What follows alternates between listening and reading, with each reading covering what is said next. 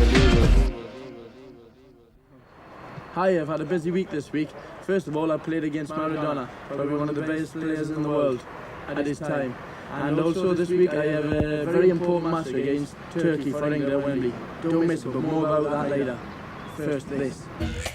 Coming up, reigning champions AC Milan on the goal trail against Napoli. James Richardson on the season's first managerial casualties and all the news behind the headlines. All the goals from last Sunday's Serie A. Win a shirt worn by one of your Italian heroes in our weekly competition. From Seville, it's Gazza's golden goal in the Gascoigne-Maradona clash. Gazza gives us his verdict and takes us through his week. And we preview next week's vital World Cup qualifier, Italy against Scotland. Well, I've had a fantastic week. I've been at Euro Disney, I've played against Maradona. I'm with the England camp, training, looking forward to the Turkey game. But what has been a very important match and a big match in Italy this week has been Napoli versus AC Milan. And here are some of the highlights. It's not too long ago that Milan were casting envious eyes at Napoli's championship success. But how times have changed. Napoli's coach Claudio Ranieri will attempt to put the handbrake on Milan without Brazilian striker Careca. He's suspended. When it comes to goals, Daniel Fonseca, the Uruguayan, seems happy to oblige. He's scored in all but 2 of Napoli's league games this season. I'm certain Milan are already taking notice of him. Ruud Gullit is one of 13 first-team players at the club who are unable to find a place in this Milan starting 11. Iranio and Simone are the 2 surprise choices of coach Fabio Capello. Between them, they figured in just 4 league games this season. Marco van Basten's appetite for success doesn't seem to diminish. He's scored 8 times this season and is Milan's leading goal scorer. Rijkaard wins the ball back for Milan, but unfairly. Turn will leave the free kick.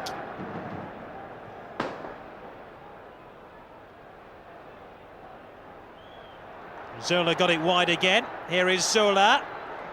Baresi got in the way, only as far as Zola though. Into the dead ball line. That's a terrific cross.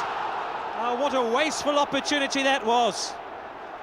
And Daniel Fonseca, the man who scores goals for fun, was virtually unmarked underneath the crossbar when that ball came across. Terrific play by Zola to skirt round the outside of the Milan defence. Fonseca knows he should have done better.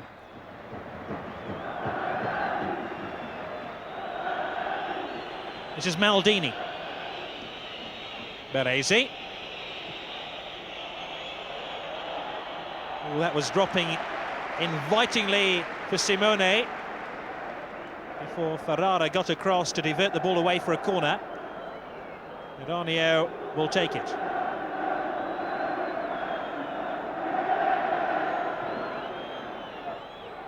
Rijkaard. Here's Van Basten. He's created a little bit of space and he's created a goal. 6 minutes in, Milan have the lead, and Marco van Basten, with goal number 9 of the season, gives the champions a superb start. I think you have to level some criticism here at the Napoli defence, because once the ball had funneled through to Van Basten, look how they stood off him. Pollicano invited him to shoot, and you can't do that with Van Basten.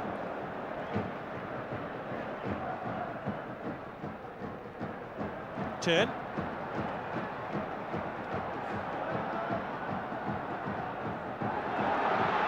Fonseca still has the ball. 3 red shirts around him, and still manages to strike a ball with some venom at that Milan goal. My goodness, they'll have to put Fonseca deep inside their pocket, won't they? He's really going to cause Milan a problem or 2 in this game. Mauro.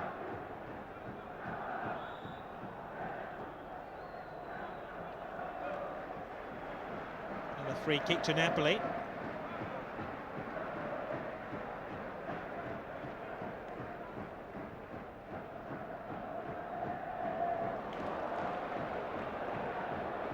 Corradini made the mistake. It's cost his team 15 yards. And it might cost them a goal. Here's Van Basten. 2-0.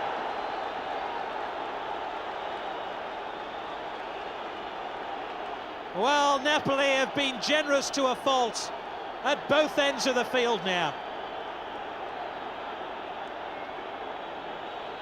No wonder Tarantino is distraught.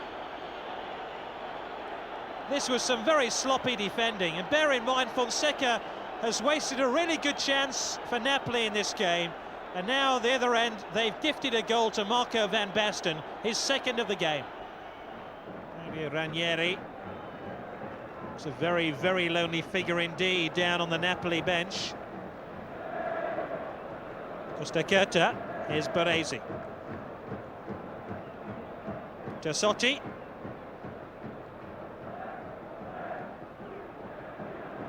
Van Basten. Rijkaard. A sweeping move which culminated in the two Dutch players, Frank Rijkaard and Marco Van Basten, combining effectively. Perhaps Rijkaard felt he should have at least forced the goalkeeper into a save.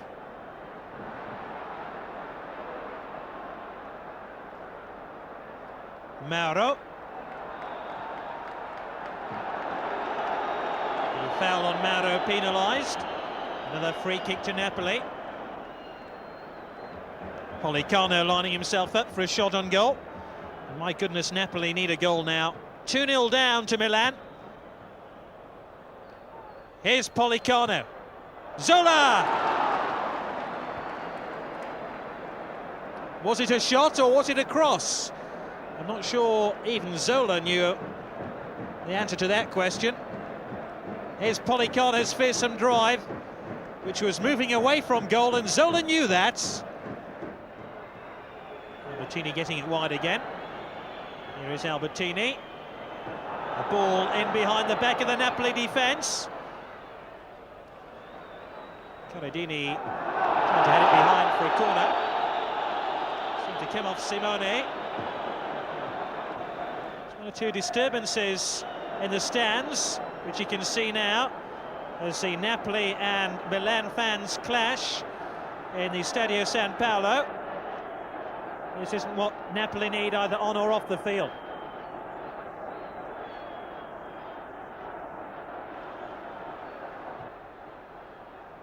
Meanwhile, back on the field, Milan are attacking again with their substitute Massaro. Erodio!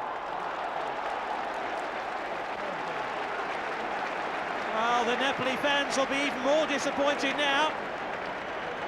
That surely now has taken the game beyond the grasp of Napoli.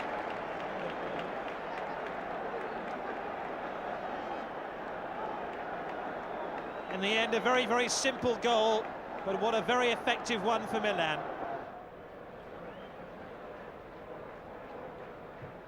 Lentini. Massaro. Rijkaard arriving. Van Basten took a theatrical dive. They weren't that impressed with the gymnastic leap by Van Basten here. I think he was being impeded, though.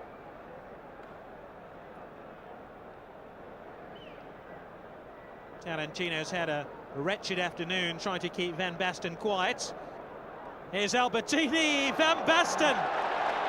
Oh, while Tarantini was busy arguing with the referee, he forgot about Van Basten as well.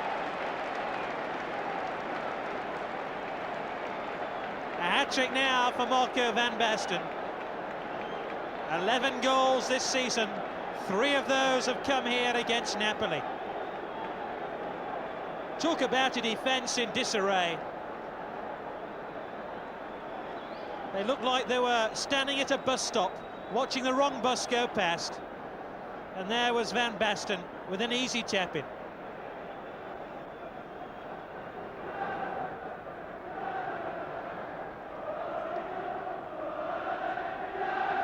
Zola.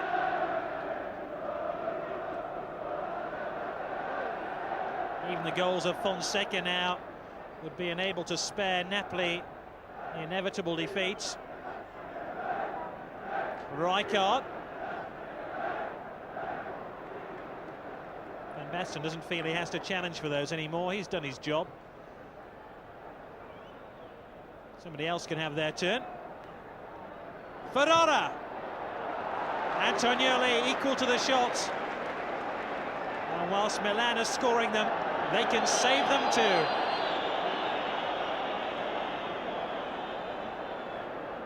This really was an excellent volley by the fullback.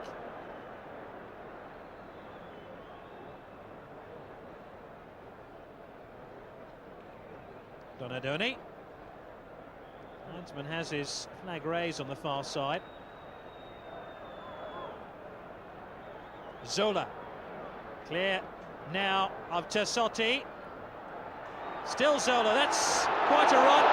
And is that a penalty? No.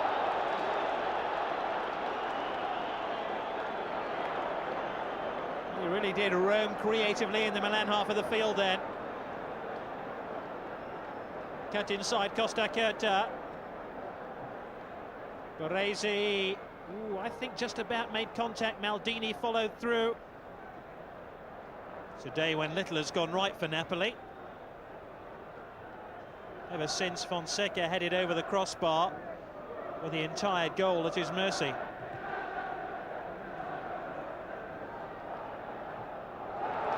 Oh, Mauro gives it to Van Basten. That's cruel. That really is cruel.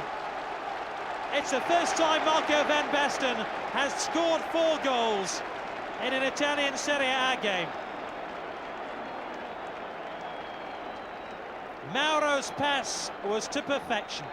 Mauro could have been wearing a red and black shirt. It was that accurate. And Van Basten even had time to look round, size the situation, and score his 4th of the game. And Napoli's hopes up in flames. They trail by 5 goals to 0.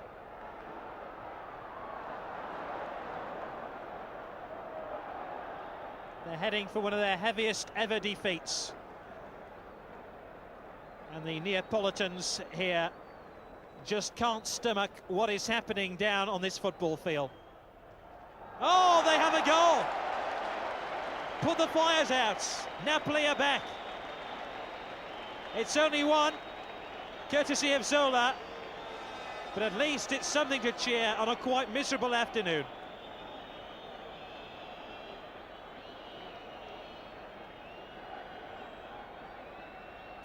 What a well-struck free kick it was.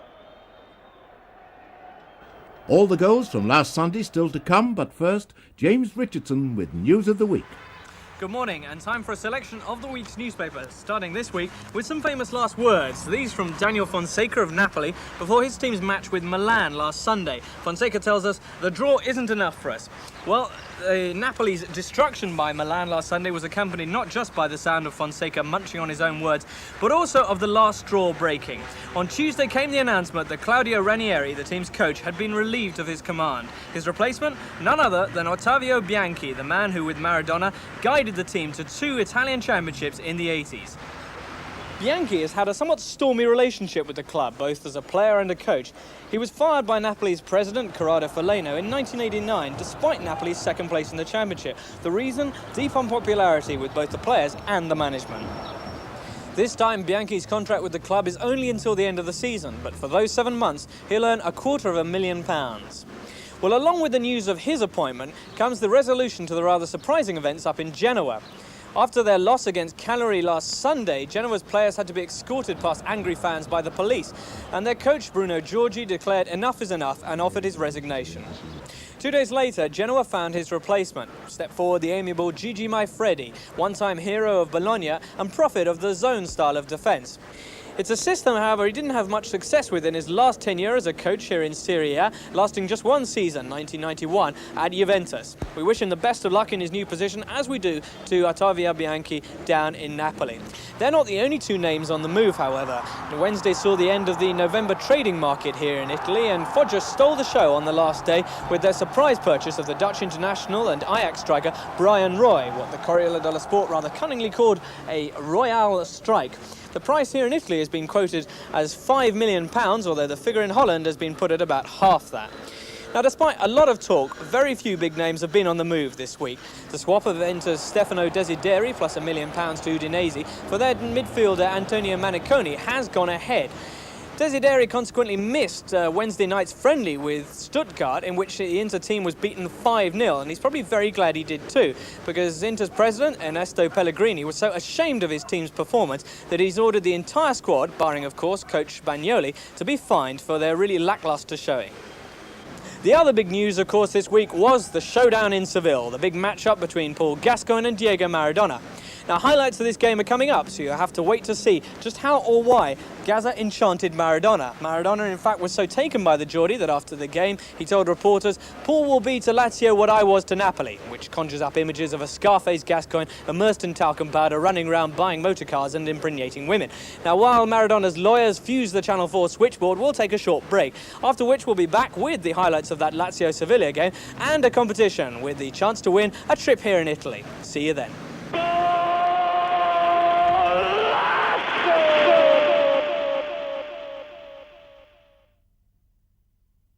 Welcome back. Our competition coming up, but first, a look back at Sunday's goals. Ancona played host to Brescia in what will probably be Ancona's last game at the Dorico Stadium before moving to a new location. And the Ancona fans were given the perfect start, with Hungarian Lajos Datari releasing Agostini to score in the 11th minute. Datari left Brescia's sweeper Ziliani with his legs in the air. Agostini then pounced. Well, shortly before half-time, Datari stepped up to score Ancona's second with his free kick from 30 yards.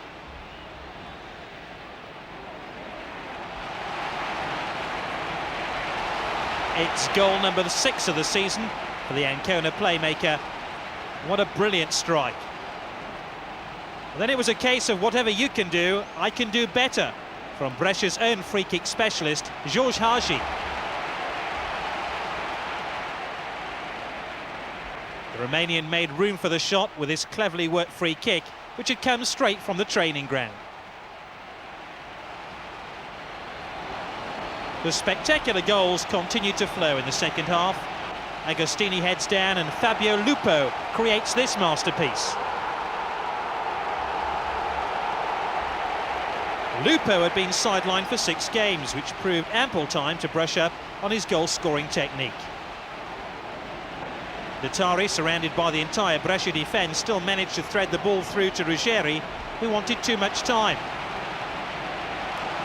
Well, then Brescia's hopes of recovery nosedived once Landucci received the red card for this blatant flouting of the rules.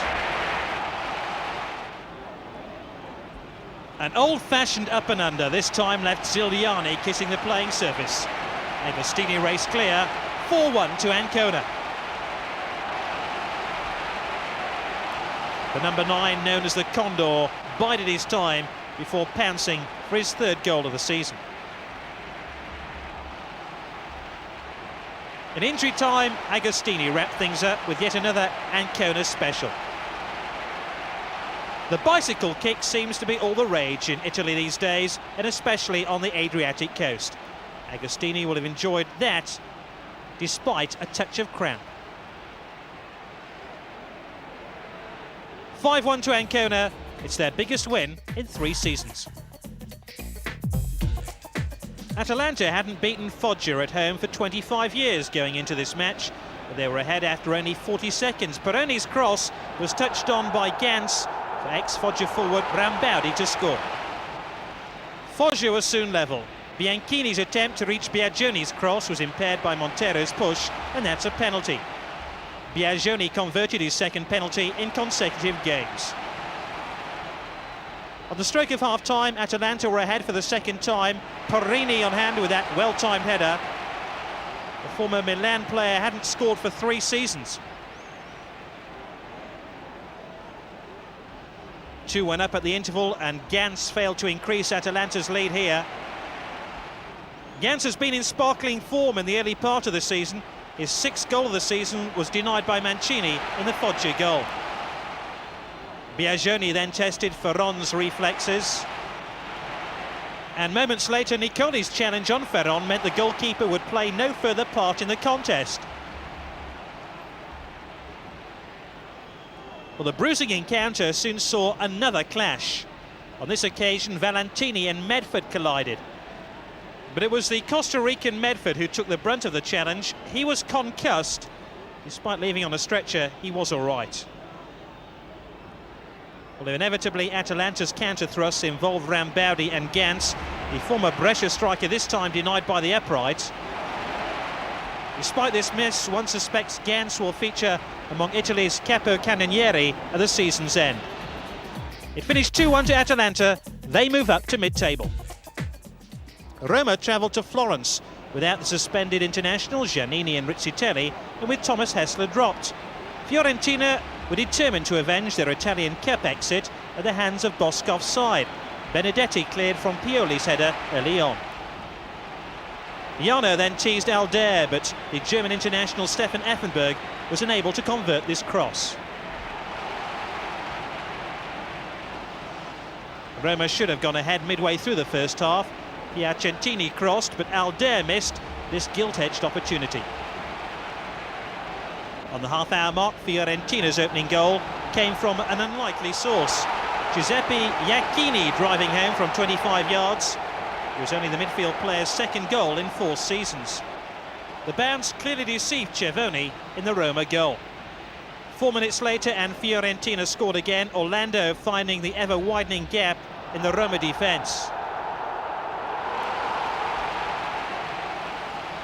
Effenberg and Batistuta then combined. The Argentinian shot palmed away by Cervoni. Then Roma's Argentinian international Claudio Caniggia tried to stamp his mark on the game. First with this tame effort at goal, and then with this fine run, which wasn't matched by the quality of the cross. Still, was Carnevale's tumble a result of a push? Roma's recent disciplinary problems continue. Substitute Roberto Muzzi was sent off moments after coming on for his attempt to injure Baiano. The referee had strong views about Muzzi's intentions. The replay confirms the referee was right. So Roma down to 10 men for the 3rd consecutive game. Mihailovic with that long-range effort causing problems in the Fiorentina defence. And then with 20 minutes to go, Roma pulled one back when Caniggia headed home Carnevale's cross.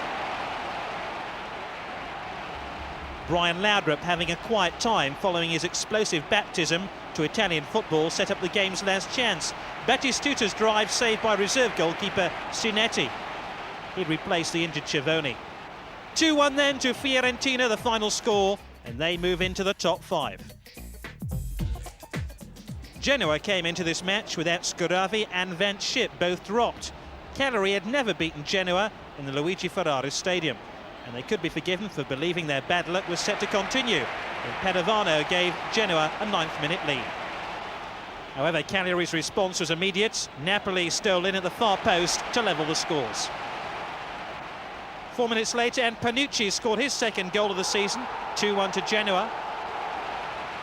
A free kick to Genoa from just outside the penalty area is always ominous. Padovano's deflected shot just kept out by Yelpo. The second half belonged to Cagliari, especially after this crude challenge by Signorini on Francescoli produced a red card for the Genoa captain. Signorini's wounded act failed to convince the referee.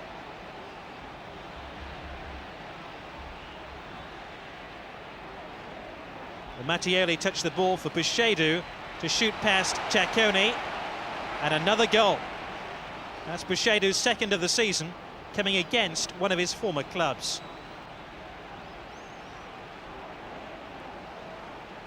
The away side made it 3 wins out of their last 3 games when super sub Luis Oliveira connected with Napoli's cross. It's the second goal in 2 games for the Brazilian. Panucci, Genoa's only outstanding player, almost grabbed a last-gasp equaliser, foiled there by Yelpo. It finished 3-2 to Cagliari, which brought the Genoa faithful out in force and blocked the player's exit. The unpleasant scenario also prompted the coach, Bruno Giorgi, to hand in his resignation.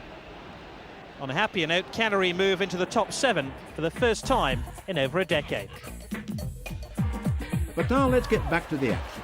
And on Tuesday, Paul Gascoigne and his Lazio teammates travelled to Spain to face Seville and their newest signing, the mighty Maradona. Peter Brackley reports. It's a disappointingly small crowd for this, the latest in a series of friendly matches designed to help pay off Maradona's transfer fee. This is Ardent Victor for Lazio off the bar. And I think that Zui, the Seville goalkeeper, just got a touch to that then. It was a cracking effort by Ardent Victor, who's been playing so well for Lazio since his move from Ajax back in the summer. One of the foreign players vying, of course, for one of those 3 places. And indeed, Unzui just got a touch to that. Seville currently lying 5th in the Spanish league. And this is Andrade's good strike. Oh, great save too by Orsi, who's the second choice goalkeeper at Lazio. Dino Zoff keeping the regular choice, Fiore on the bench tonight. Gascoigne to Bonomi. And another fine save by Unzui, catapulting himself across the goal to defy Bonomi, the Italian under-21 international. Unzui, who was the former number 2 to Zubizarreta in his Barcelona days. Excellent save. This is Simeone. Now then to his fellow countryman, Diego Maradona of Argentina. Maradona just flitting in and out of the game so far, really. Martagon. This is Pineda. Oh, what a goal! And Orsi was completely wrong-footed by that. You have to fault the goalkeeper's positioning there. Marvellous strike by Pineda. But Orsi won't be too happy with the way that one sailed past him. And Seville take the lead on the half hour. The goal scorer, Pineda, showing a lot of confidence to drive it in from long range. And Orsi clearly in the wrong place.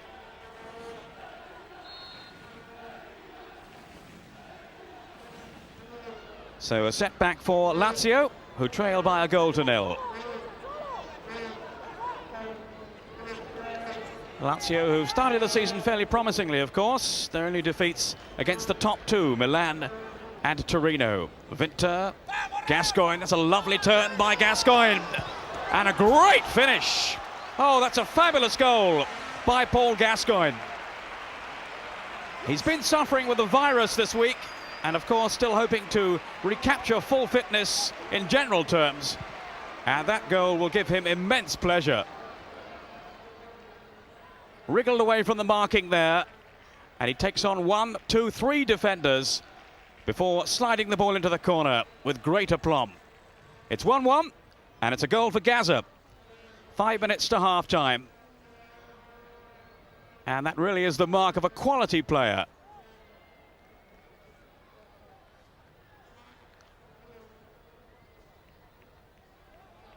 Just strolling past defenders and guided into the corner beyond the despairing reach of Unzui. Maradona.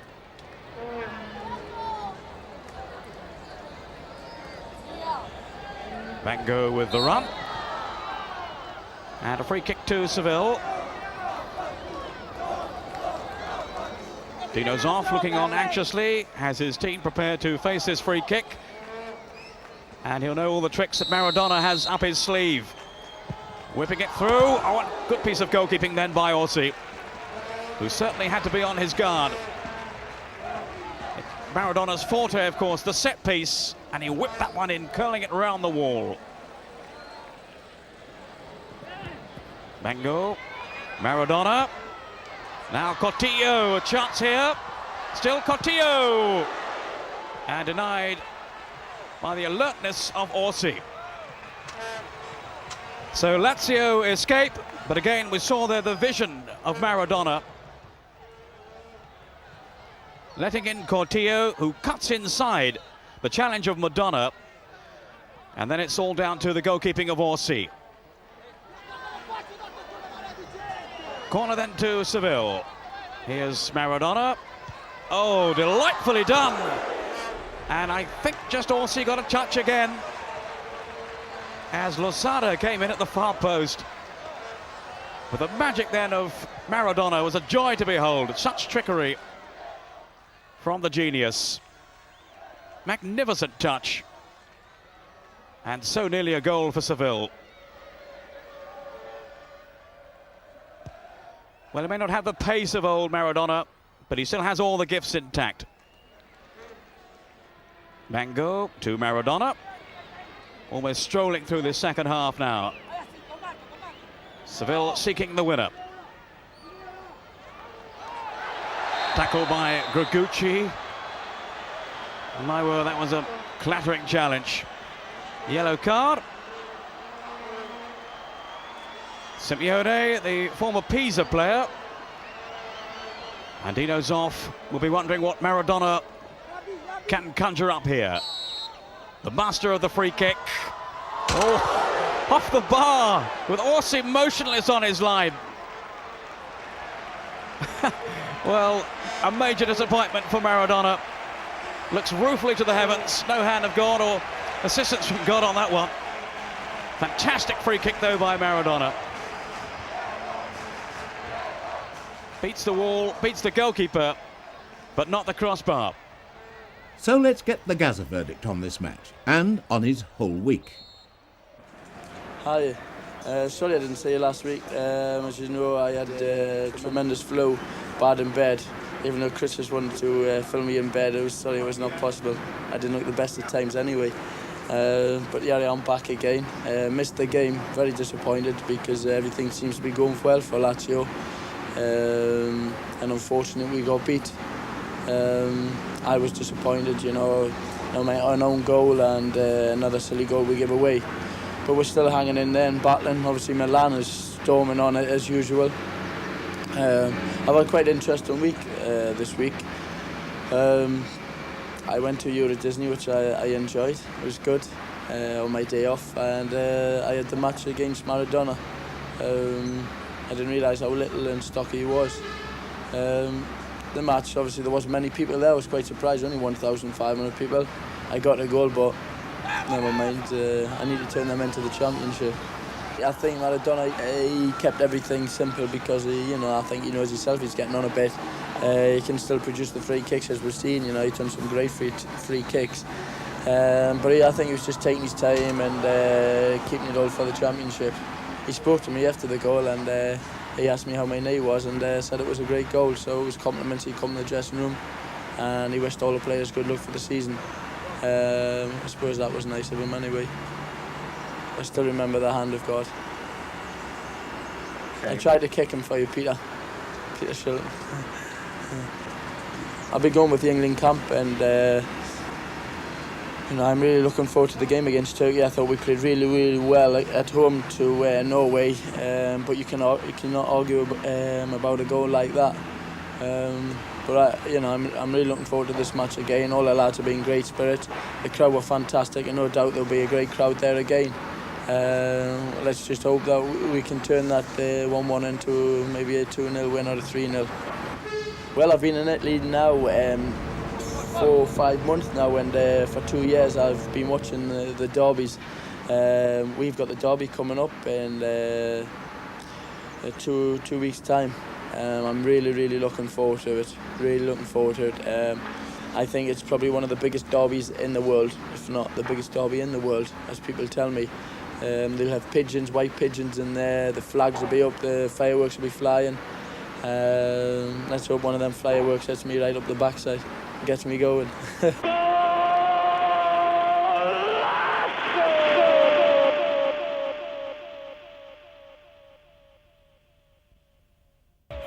Welcome back. Italy versus Scotland preview to come, but first, the rest of the goals from Sunday's Serie A. Sampdoria in white had beaten Inter 4 times in the last 6 meetings of the two clubs. And Sampdoria's Des Walker was soon giving away a penalty for the trip on Bertie. Walker's mistimed challenge a rarity, as the folks back home in Nottingham will testify. Rubin Sousa couldn't take advantage of Sampdoria's charity as Pagliuca saves with his knees. Pagliuca has something of a reputation for saving penalty kicks. Sampdoria, who felt they'd been let off the hook, then tried to catch the big fish themselves. Mancini going close. Into the second half now, and Inter, who've done well in recent weeks, went for the decisive goal. Number 7, Bianchi, tests the reflexes of Pagliuca again. Sampdoria have never really got over the departure of Vialli to Juventus, but Serena, who came from Juventus via Verona, almost gave Sampdoria the lead.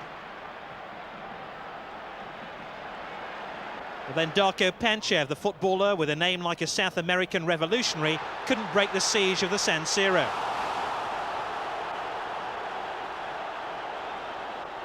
Lombardo's speed is normally a feature of Sampdoria's attacks. Here his long-range shooting catches the eye. Goalless then in Milan, Inter dropped to 4th place. It proved to be the Roberto Baggio show in Turin, where Juventus met Udinese, but Baggio had to be a little patient for his first goal. 20 minutes in, Baggio finds a target, Torricelli's cross, and Baggio on hand to volley it in. Only 2 minutes had elapsed when Baggio scored again. The Udinese defence and 2 pigeons couldn't catch him as he made it 2-0. It's Andy Muller who supplies the scoring pass. Italy are hoping Baggio can repeat this against Scotland at Ibrox in the World Cup qualifier. Muller turned provider again 2 minutes later. Baggio's shot is deflected off Pellegrini, and Juventus lead by 3-0. Juventus weren't having it all their own way. Balbo put through here, and the Argentinian hits the target from an acute angle. You'd have to go a long way to find a better goal in Europe at the weekend than this one coming up from Roberto Baggio to claim his hat-trick.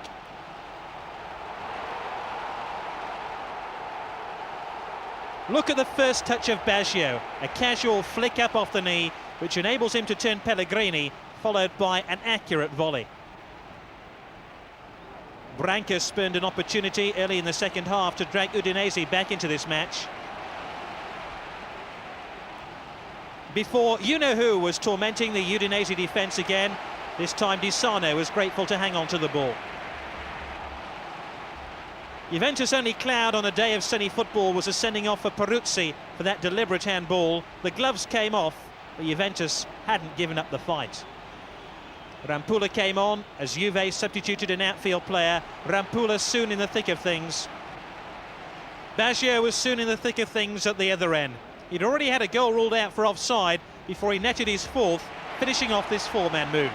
So Juventus follow up their 5-1 win over Ancona last week with a similar scoreline this.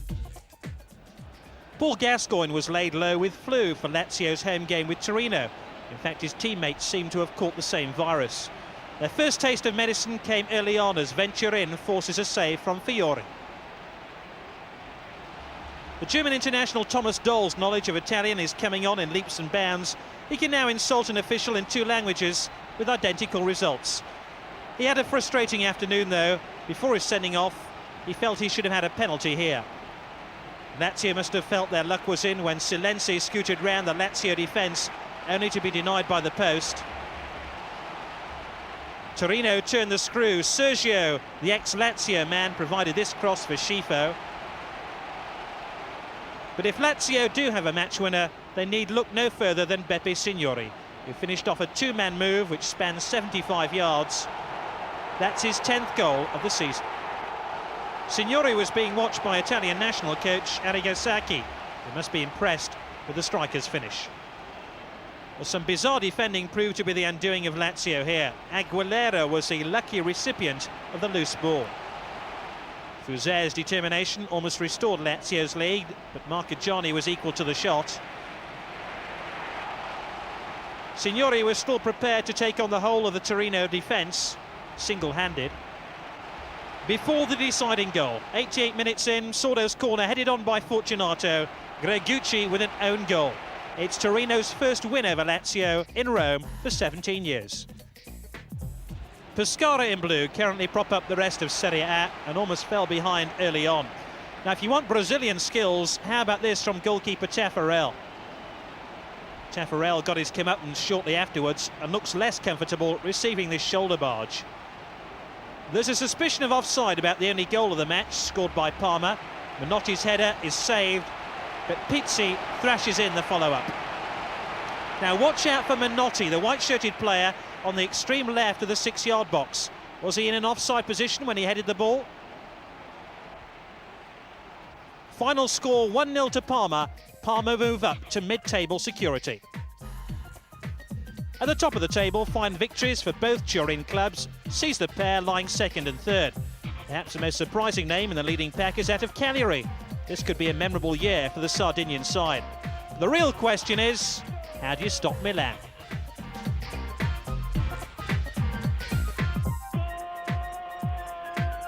Napoli couldn't, and they've slipped into the relegation zone. It seems Claudio Ranieri's days at Naples are numbered.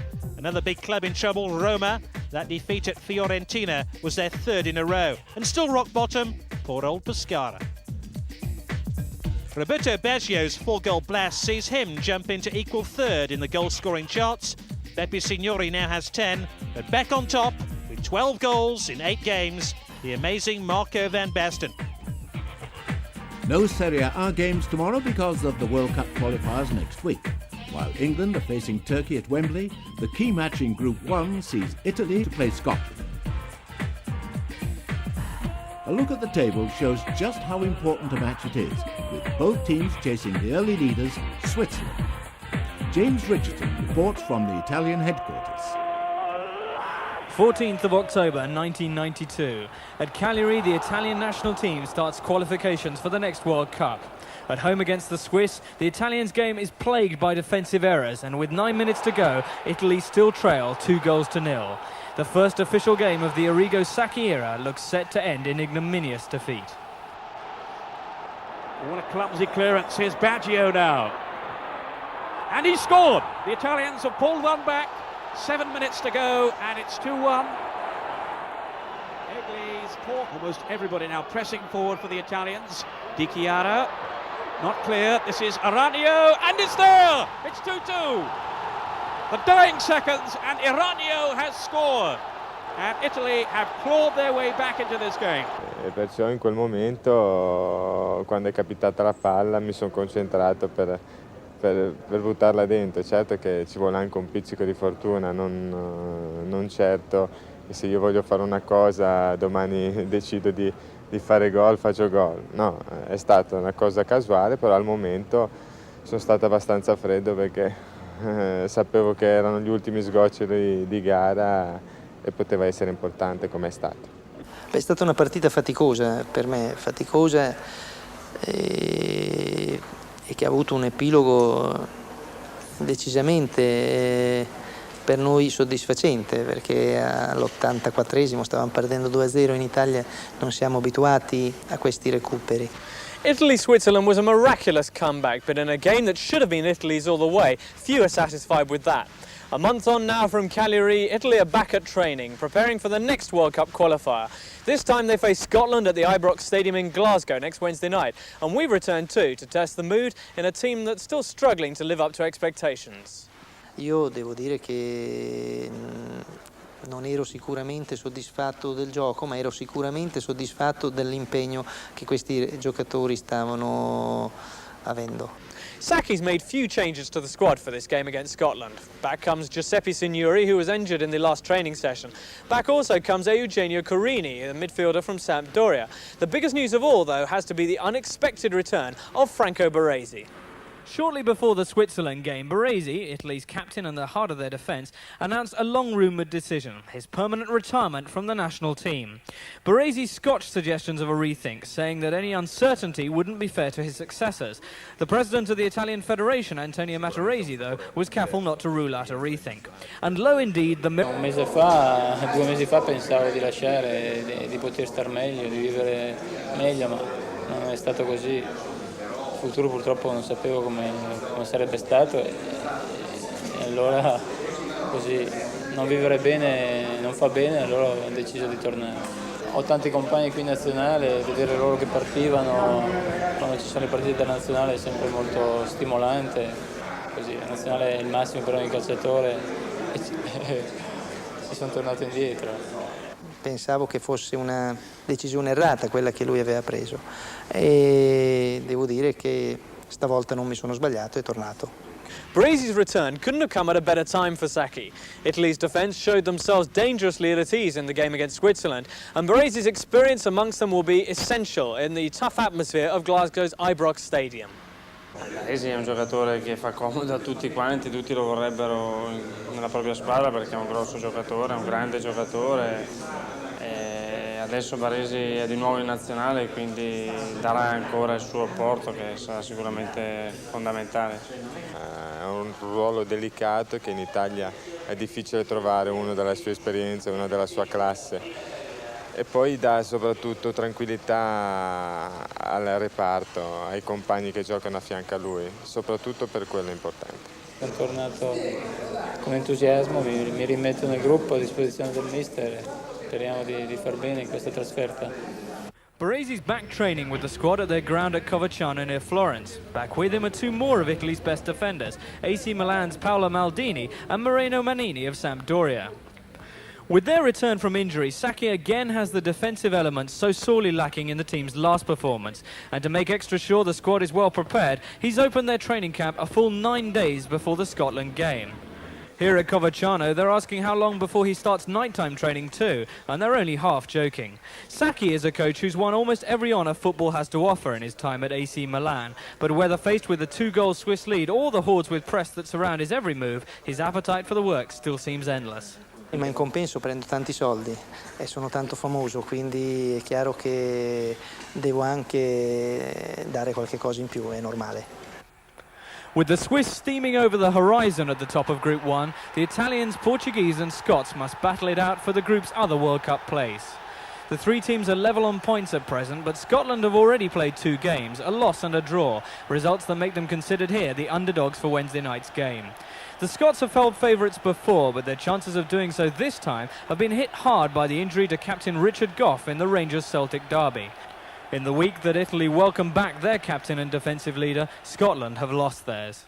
Sì, manca Gough che è un ottimo giocatore, ma loro sono una squadra con un grande allenatore come Roxburgh, una squadra che ha fantasia tattica, una squadra che ha molte conoscenze tattiche, una squadra vera non solo nello spirito ma anche nelle conoscenze.